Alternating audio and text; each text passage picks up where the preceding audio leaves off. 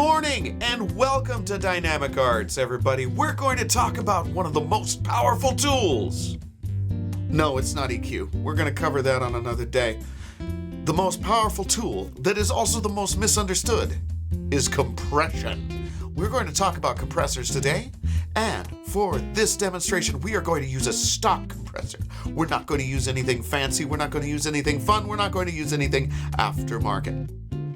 I'm going to show you what you can do just with a stock compressor.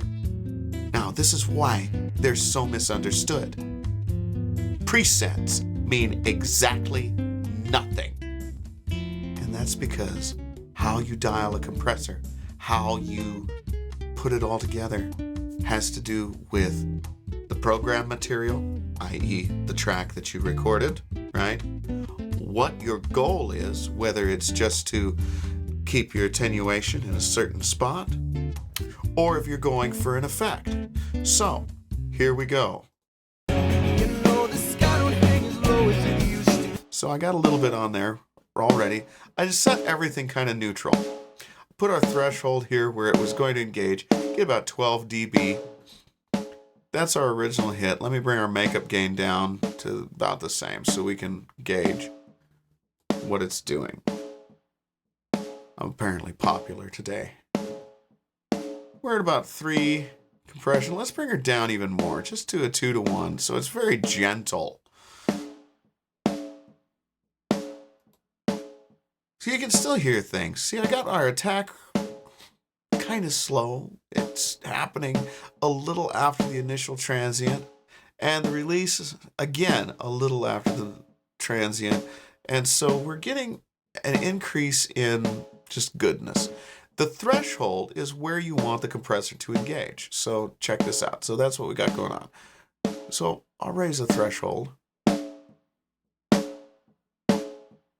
Now it's basically not doing anything. And you can hear it start to take effect.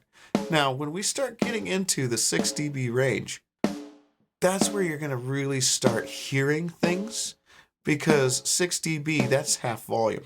Right? That's why we have our makeup gain set here almost to 6 dB, because that's how much I'm crushing. So if I'm going to crush even more, let's take it down to 12 dB. I'm going to have to pump that makeup gain even more, about to right there, so that it stays even with what came out. Now listen to what's happening there. It's bringing out some sustain. It's bringing out some lovely things. We're a little louder than we should be here. Let me bring her back. I was just watching everything through my gauges down here. Just to make sure I'm not overdoing it. Because that's another thing. You can fool your ears. Now let's see what it sounds like in the mix.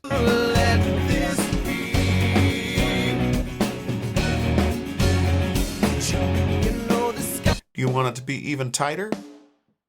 Crank it up. That means it's turning it down even further and faster, right? So let's let that go free a little bit and see what that sounds like.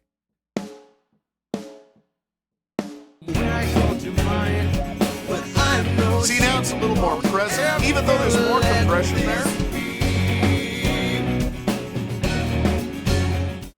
4-to-1 is a really great place to start if you don't know compression yet. A lot of people mistake and go, well, I'll start with 1.5 to 2-to-1 compression, and they can't hear what they're doing. And so I say, let's hit it 6-to-1, pow! Let's get that attack as fast as it'll go. Well, now that took the transient completely out, and there's going to be a lot of people that go, well, I'm not sure that that's what I want. Let's put the release fast too. So basically, this is just kind of taking the sting out of stuff. This keeps it light and tight, right? Now, we go the other way. Slow release. It's not recovering. Ooh, that's cool. What if we bring the makeup gain up on that? That sounds tight, right? Oh my. Let's say B. It's okay. You know, look at that. Tight control. Oh my. It just jumps out and hits you. That's the purpose of a compressor, is to clean everything up, to give it punch, dynamics. So, without, with, and right, it's so subtle. But it makes all the difference. All right, everybody. I hope everyone is having a wonderful, wonderful day. And I am Greg, and I am not rich. I'm not famous. I don't know everything. But it's been a hell of a ride. Have a good one, everybody. Take care.